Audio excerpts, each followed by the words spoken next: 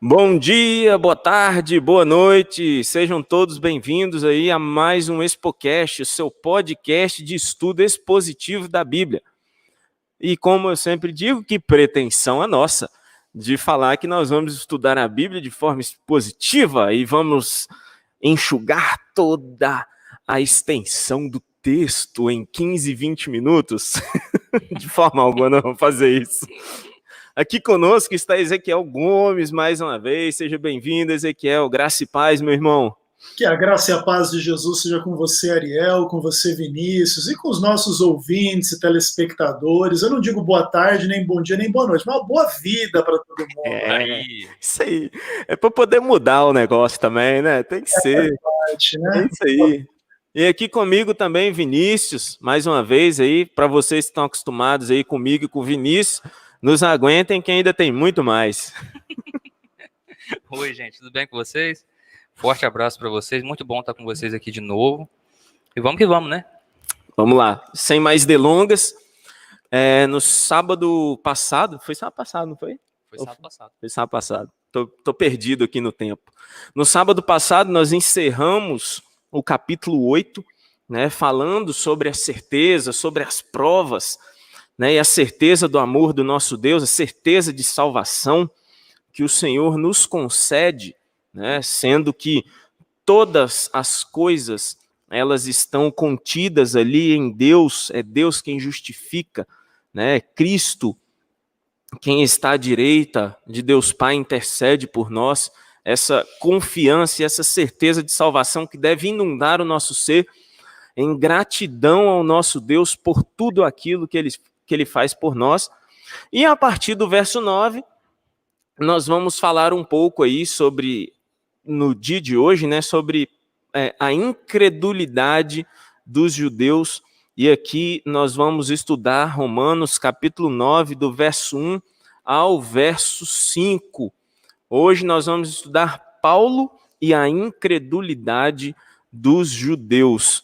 Ezequiel, proceda com a leitura dos 5 versos que nós vamos estudar hoje, meu amigo. Maravilha, eu vou ler aqui na versão nova Almeida, ok? Ela é bem parecida com a Almeida Revista Atualizada. É bom a gente começar também usando um pouco de outras versões bíblicas, né? Mas eu já comparei as duas e praticamente é a mesma coisa, tá? Então vamos lá, Romanos 9, versos 1 a 5, a palavra de Deus diz assim: digo a verdade em Cristo, não minto, e a minha consciência confirma isso por meio do Espírito Santo. Sinto grande tristeza e tenho incessante dor no coração, porque eu mesmo desejaria ser amaldiçoado, separado de Cristo, por amor de meus irmãos, meus compatriotas, segundo a carne. São israelitas, a eles pertence a adoção, assim como a glória, as alianças, a promulgação da lei, o culto e as promessas. Deles são os patriarcas, e também deles descende o Cristo, segundo a carne, o qual é, sobre todos, Deus bendito para sempre. Amém. Amém. Amém.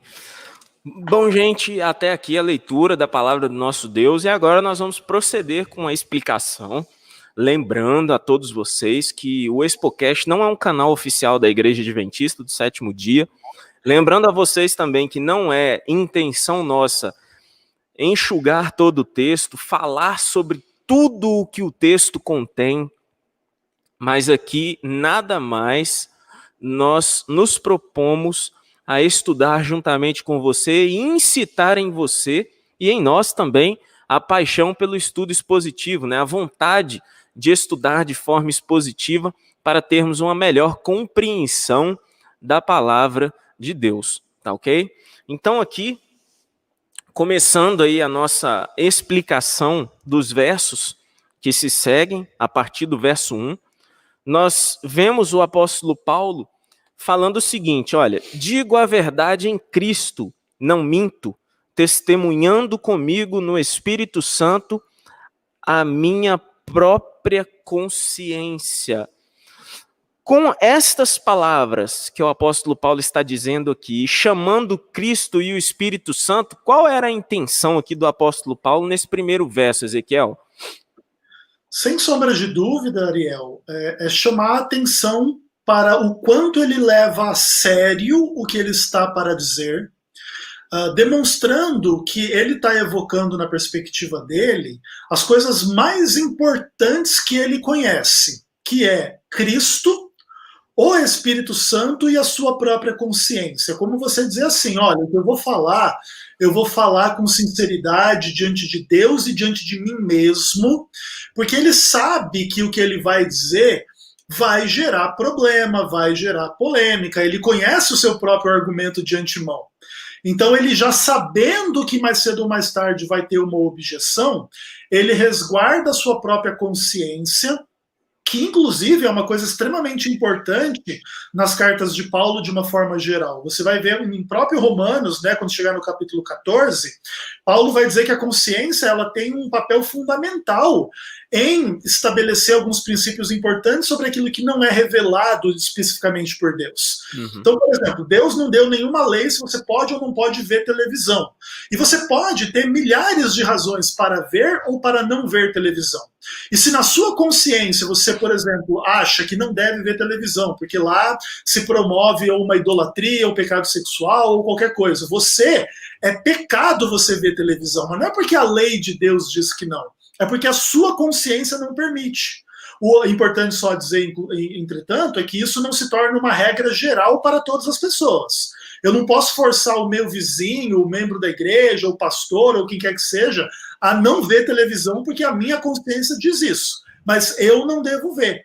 E Paulo diz isso querendo dizer o quê? A importância da gente viver de uma forma limpa e correta. Porque se você acha que uma coisa é errado e você faz isso contra a sua consciência, você vive numa consciência corrompida.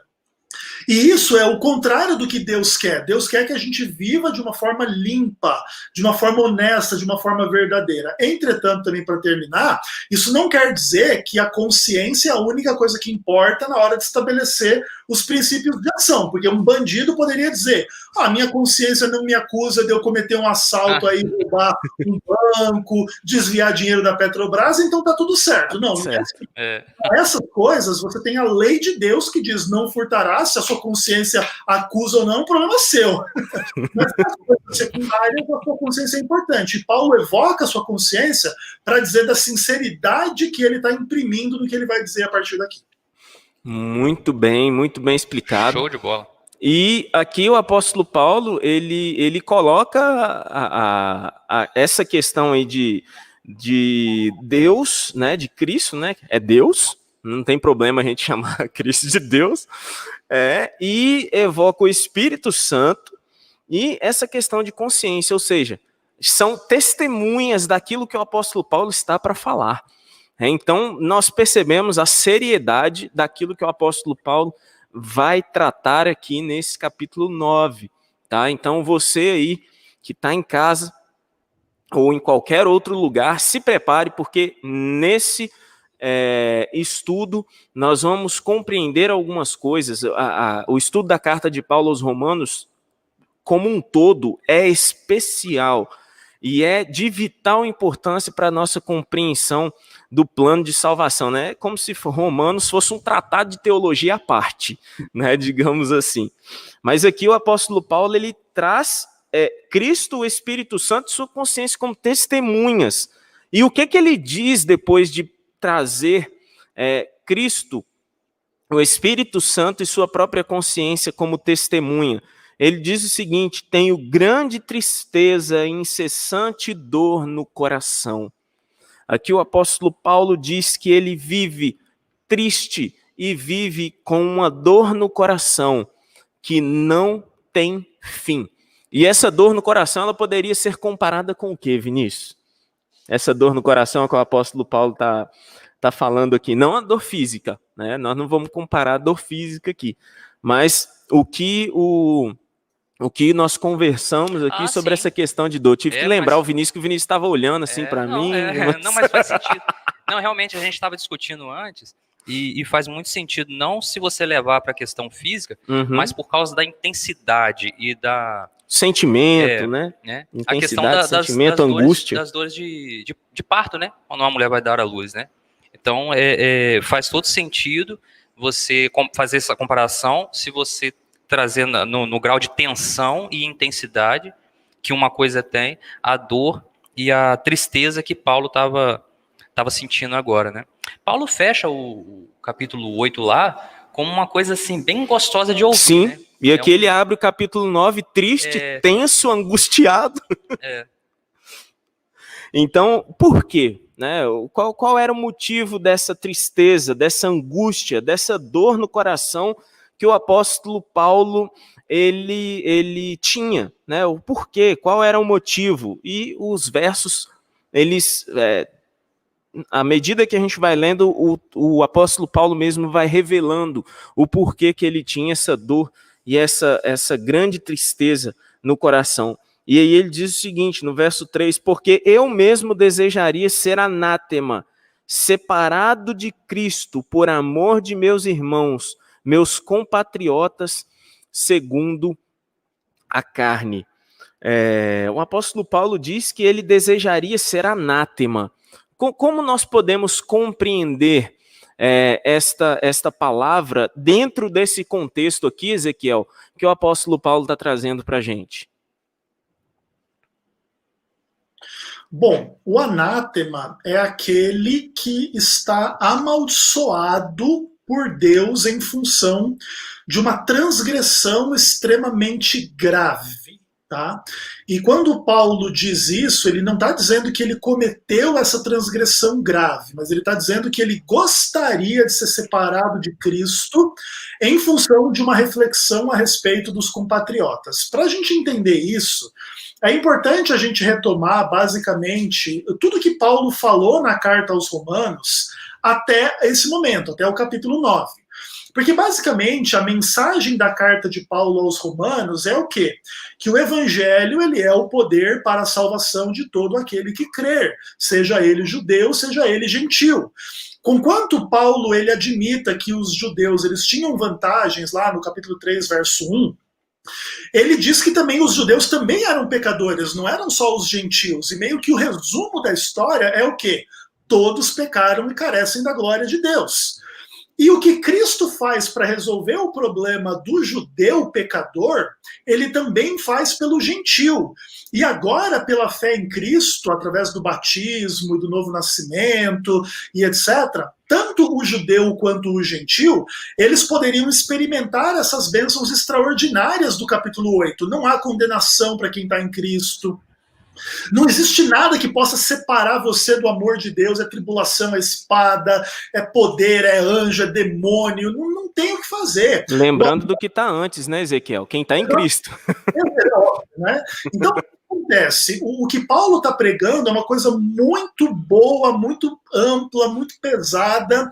Só que ela tem uma base que é o seguinte: Deus é confiável, porque Deus fez essas coisas em Cristo, a gente pode ser perdoado, etc, etc. Só que aí você começa a ter um problema um pouco complicado, que basicamente é o seguinte: agora esse evangelho maravilhoso está sendo pregado, e entre aqueles que não creem no evangelho estão alguns israelitas. Aí quebra as pernas do Paulo.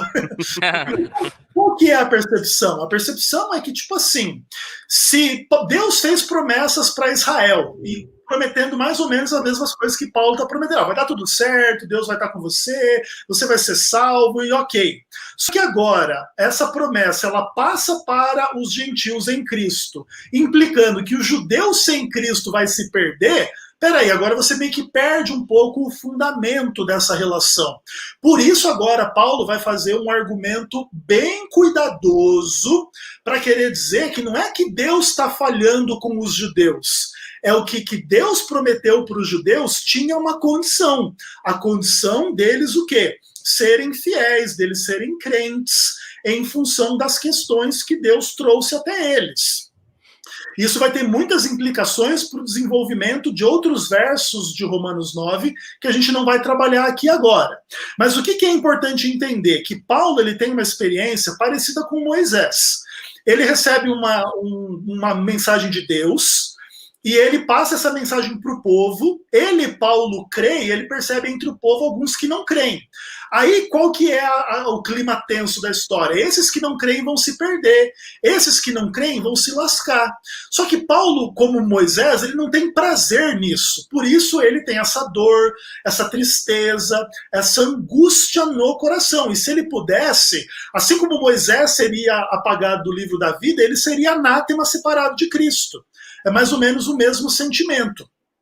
Por quê? Porque o que ele está fazendo, Paulo, não é uma coisa com vistas unicamente a si mesmo, mas ele quer as bênçãos que ele quer para ele no evangelho, para todos, e inclusive para os seus compatriotas. Então o Paulo, ele é o apologeta, que é o contrário dos apologetas atuais. O que faz o apologeta atual?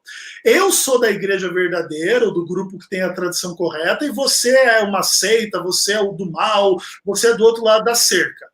Se você não vier para o meu lado, eu quero que você se exploda, eu quero que você morra, eu quero que você vá para o inferno, porque você ousou discordar de mim e do meu centro apologético.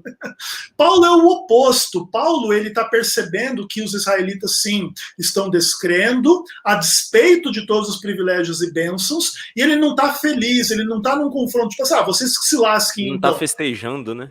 É o contrário, né? Ele está triste pela situação, e ele não está negando que Deus ama os israelitas, que Deus deu privilégios, bênçãos, coisas maravilhosas para os israelitas, que ele vai evocar daqui a pouco nos próximos versos. Mas ele vai dizer o seguinte, que essas coisas, elas não vão adiantar muita coisa se você negar a essência do que é pertencer a Israel, que é o quê? Que é ter a fé de Abraão.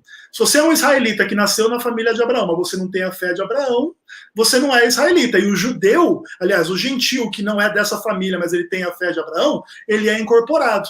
Claro, aí trabalhando com um contexto um pouco mais amplo. Né? Sim, sim. Então, o apóstolo Paulo, ele traz aqui essa questão de ser separado. Olha só como isso é algo sério e algo para nós refletirmos sobre essa questão que o Ezequiel tocou. De pessoas que não concordam ou que não acreditam da mesma forma que eu, e aí a gente ficar assim num tom de, não, eu tô de boa, eu tô acreditando da forma certa, fulano não acredita da forma certa, então que se lasque, né? Eu não vou nem conversar com ele, porque é perda de tempo, né? É questão de perda de tempo, não vou perder meu tempo. E o relato bíblico, ele nos traz algo completamente diferente, né? É algo assim para nós pararmos e ficarmos olhando assim, cara, olha só como o apóstolo Paulo ele estava tratando desse assunto, que é um assunto sério, né? O israelita ele acreditava que só por ser israelita ele, né, estava salvo, e aí o apóstolo Paulo vem, como Ezequiel bem disse antes de nós iniciarmos, ele está preparando a cama para poder falar sobre um assunto mais pesado, né, digamos assim. Tanto assim, Ariel, que Paulo vai comparar Israel a Faraó. É tipo uma ofensa infinita. Hoje, dizer que ele é tipo Hitler, entendeu? Exatamente. E aqui o apóstolo Paulo ele trata isso de forma muito cuidadosa, porque ele sabe que o quê?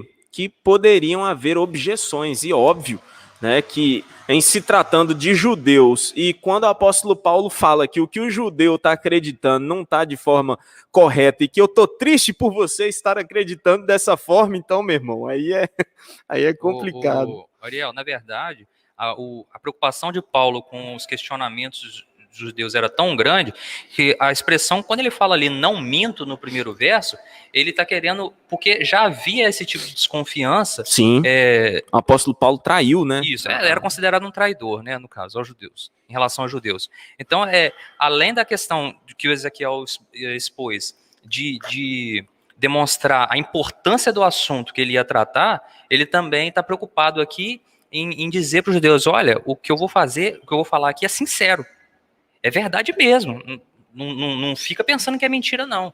Né? Vocês têm suas diferenças comigo, mas fica ligado que o negócio é sério aqui. Parece que o apóstolo Paulo não tinha diferenças com os judeus, né? O que fica claro aqui é que essas diferenças elas eram somente no âmbito da salvação em Cristo. A questão de aceitar a Cristo, de querer a Cristo, de ter fé em Cristo. Até porque o apóstolo Paulo, ele enumera aqui diversas coisas que ele já havia falado lá no capítulo 3, no início do capítulo 3, sobre as vantagens que o judeu tinha. Né? Digamos assim, né, se for falar de vantagem, o judeu tinha bastante. Olha só o que o apóstolo Paulo fala aqui sobre os judeus. Ó. São israelitas, ou seja, eles são descendentes de quem? De Israel, de Jacó, um dos patriarcas, um dos 3 patriarcas. Eles eram israelitas, eles são israelitas, pertence-lhes a adoção e também a glória. E aqui ele vai falar sobre algumas coisas que muitas vezes são citadas em tom depreciativo, né? Mas olha só aqui a forma como o apóstolo Paulo cita essas coisas em um tom elevado, um tom puro, digamos assim. Olha só, a glória, as alianças, a legislação, o culto e as promessas. Todas essas coisas Deus havia dado para os israelitas. É óbvio que não para se tornarem um fim em si mesmas. E eles se perderem no meio do culto, no meio de sacrifícios, no meio de tantas coisas. Mas todas aquelas coisas prefiguravam a Cristo. Né? Tinham como centro, como ponto central, Cristo Jesus. Né? Então, aqui o apóstolo Paulo fala de todas as coisas. Leis, né, cerimoniais, as leis cerimoniais, elas foram dadas por Deus também. Que homem que poderia falar a forma como algo deveria ser sacrificado diante de Deus, né, para poder prefigurar a vinda de Cristo? Nenhum homem poderia conceber tais leis. E foi Deus que deu. Foi Deus que deu as alianças, propôs as alianças ao povo de Israel, né? O culto, a forma de culto, a forma como eles deveriam se apresentar, o que eles deveriam levar para esse culto, como eles deveriam se portar diante de Deus. Isso daqui, o Vinícius e Ezequiel, eu lembro até do dia da expiação, a forma como os judeus permaneciam no dia da expiação do lado de fora da tenda do santuário. Era algo em que todos estavam ali, tipo assim, com o coração contrito, né? Até porque eles estavam com o coração contrito, porque a gente não tem nenhum indício e nenhuma fala na Bíblia que fala que o sumo sacerdote morreu lá dentro do lugar santíssimo, né? Então, eles estavam ali realmente com o coração contrito, arrependidos. Então, tudo isso, quem foi que deu? Deus. Para quem? Para os israelitas. Para eles. Todas essas coisas Deus deu. Mas o que aconteceu? Eles se perderam transformando essas coisas num fim em si mesmas, né? Isso daí a gente vai tratar no decorrer do capítulo 9 de Romanos. Paulo já vinha falando um pouco sobre esse assunto de forma paulatina, mas ele deixa, a gente vai perceber que fica concentrado aqui no capítulo 9, se eu não me engano 10 também, eu acho que até o 11, para falar desse assunto, entendeu? Isso então, aí. assim... Ele vai falar isso nos capítulos 9, 10 e 11. 9, 10 e 11, não é isso? Então, mas se a gente observar, nos 5 primeiros versos, e eu espero que você esteja tão ansioso para estudar o restante do capítulo como a gente está, porque ler o verso 5 pede para continuar o 6, entendeu? Mas no verso 5 não fala, eu tô triste porque vocês não creram. Não está falando isso aqui. Mas como a mensagem já vinha sendo abordada há algum tempo, isso fica implícito, e o verso o restante do capítulo 9 vai mostrar que o motivo era realmente esse, entendeu? A falta de fé, e por isso não havia justificação, entendeu? Entre o povo. É bem importante isso aí que o Vinícius está colocando, porque Romanos 9 a 11 é meio que uma unidade, um argumento só, né? Isso aí. Tanto que, lá em Romanos 11, 29, ele meio que retoma isso que ele coloca no verso 4 do capítulo 9, que é o quê? Que é os dons e a vocação de Deus são irrevogáveis, ou seja, tudo isso que Deus deu para Israel, a adoção, a glória, as alianças, a legislação, o culto, as promessas, os patriarcas e o Cristo, é irrevogável. Tipo, ele deu e deu mesmo. E deu e ponto final. Ele não deu e depois tirou. Pelo contrário, entretanto, isso não tem por implicação de que porque Deus deu tudo isso, Israel respondeu corretamente a tudo isso.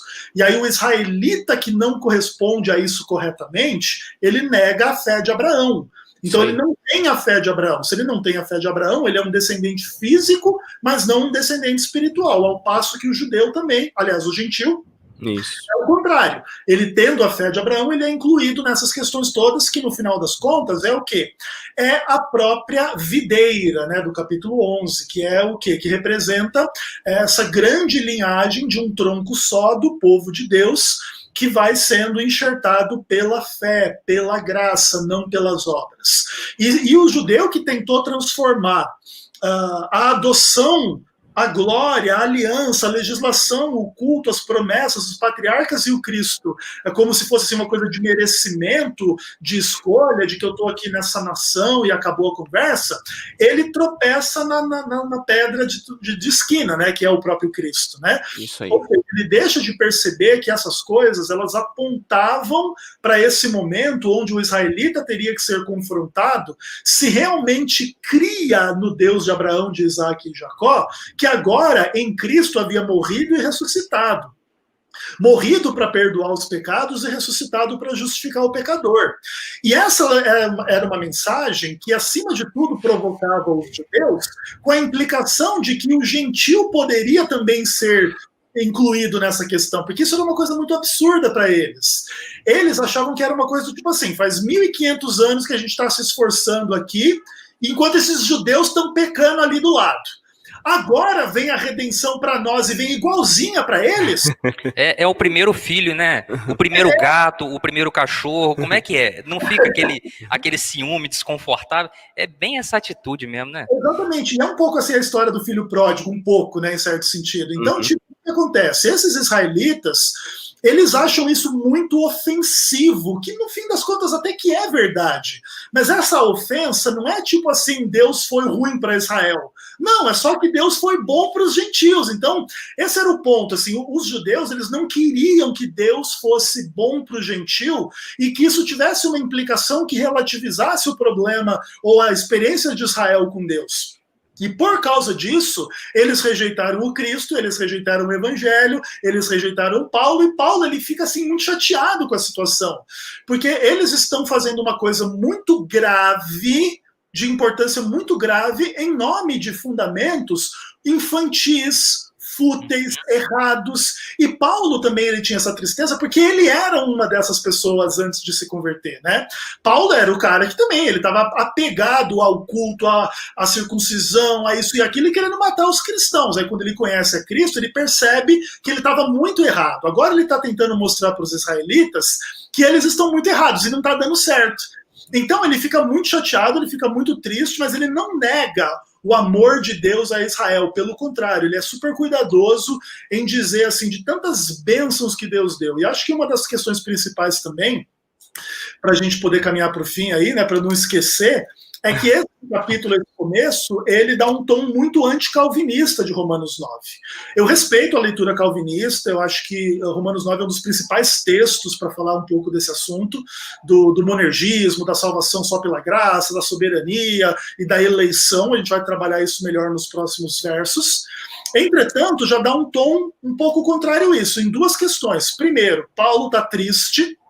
Então, se Paulo fosse um calvinista acreditando que esses israelitas que não creram é só quem não foi eleito e o resto creu que foi eleito, Paulo não ficaria triste, né? É como se Paulo fosse melhor do que Deus. Tipo, não pode ser assim. E o outro ponto é exatamente que Paulo, ele não atribui a Israel nenhum tipo assim de que Deus não quis salvar. Pelo contrário, se Deus fez tudo isso, ele quis salvar, mas essa graça não é irresistível. Eles têm que abrir o coração para a fé de Abraão, eles têm que abrir o coração para Cristo. Lembrando, inclusive, que Abraão foi salvo antes de ser circuncidado, que é o argumento dele nos capítulos anteriores de Romanos. Então, o gentil pode ser salvo sem ser circuncidado. Isso não é um obstáculo para o gentil ser salvo, como não foi um obstáculo para Abraão ser salvo. Então, o judeu que estava se apegando às minúcias da circuncisão e da lei e do culto e das promessas para impedir o evangelho aos gentios, ele não estava entendendo o evangelho, que é o que Paulo vai esclarecer em Romanos 9. Exatamente, é isso aí. Fica até difícil, né? Eu chamo o Ezequiel justamente porque eu conheço o Ezequiel e sei dos argumentos do Ezequiel pelo estudo, né? A forma exaustiva. Você aí que não conhece o canal do Ezequiel Gomes, é só colocar lá no YouTube Ezequiel Gomes que você vai assistir os vídeos dele. O nome do canal dele mesmo é Vem Senhor Jesus, né? Então você que não conhece, você pode ir lá e conhecer, porque esse homem, na minha visão, e acredito na visão de muitas pessoas, é um homem que é usado por Deus para poder falar da palavra de Deus, né? É óbvio que ali nós temos aqui e ali algumas divergências de pensamento, isso daí é normal, né? E é até bom que isso exista, né, Ezequiel? Deus criar os homens para que todos pensem da mesma forma. Eu tô vendo só um problema aqui, entendeu? É que eu acho que eu vou ficar no meio do fogo cruzado. Eu tô com essa ligeira impressão aqui. Posso estar enganado, mas a certeza é quase total. Vamos ver nos próximos capítulos dessa novela. E eu já faço aqui o convite, né? Mesmo que eu saiba que aqui, né, o nosso Expocast não é um programa de discussão, né? Mas é um programa apenas para apresentar o que o texto fala sobre, de acordo com uma ótica ou de acordo com uma visão ou uma interpretação bíblica. Mas aqui eu não vou me esquivar de convidar o Ezequiel Gomes para poder participar aqui com a gente de forma nenhuma, né? Sabendo aí os nossos amigos aí, a maioria que nos ouvem, de que eu tenho um pouco de inclinação ao calvinismo e, né, ao monergismo, e já o Ezequiel Gomes é o sinergismo e aí o arminianismo também, mas aqui a gente não se esquiva, né, de apresentar para vocês aí o conteúdo. É óbvio que dentro dos limites, né, e eu conheço o Ezequiel Gomes e sei que ele é um cara que respeita as opiniões, e então já fica aqui feito o convite já para o Vinícius ficar no meio do fogo cruzado. Inclusive eu vou até colocar o Vinícius no meio, que Ezequiel vai ficar numa ponta e eu vou ficar na outra. Mas vocês vão entender depois, se a gente for realmente tratar desses assuntos, por que eu vou ficar no meio do fogo cruzado. Porque existe uma certa moderação entre um pensamento e o outro no meu pensamento. Então vocês vão entender por quê, entendeu? Mas aqui é muito bom poder discordar e é muito bom poder aprender. E acima de tudo é uma coisa importante entender. As pessoas, elas acreditam nas coisas não é à toa. O calvinismo existe, o monergismo existe, não é à toa. Se não é assim, alguém tentou, vamos pensar uma coisa estúpida. Não. O calvinismo tem a sua lógica, tem a sua coisa assim, né, os seus embasamentos, os seus argumentos, e a gente pode e deve confrontar essas coisas no bom sentido. Exatamente. Para o melhor entendimento de todos, né? Até porque, por exemplo, o monergismo, ele faz parte da revelação bíblica, é a iniciativa de Deus, é a soberania de Deus, é Deus tomando a frente das coisas. É óbvio que é assim. A gente discorda um pouco na implicação do outro lado dessa história, a resposta humana e etc. A gente vai poder debater bastante legal. Isso daí a gente vai poder falar bastante. Mas, terminando o verso 5, né? Terminando a nossa exposição hoje, o apóstolo Paulo fala que desses israelitas, deles, tá? Deles. De quem? Dos israelitas. São os patriarcas. Quem são os patriarcas? Abraão, Isaac e Jacó, né? Que veio a se tornar aí Israel. E também deles descende o Cristo. De quem que Jesus nasceu, meu querido ouvinte? Foi de um gentio? Não, não foi de um gentio. Quem era José Ezequiel Gomes? Jesus nascido sob a lei, né, cara? E etc. Né? Então, Jesus Cristo, ele é descendente de judeu, ele veio da linhagem de Israel. Ele não foi um homem que nasceu e cresceu fora daquele contexto. E o apóstolo Paulo invoca isso também, né, para poder...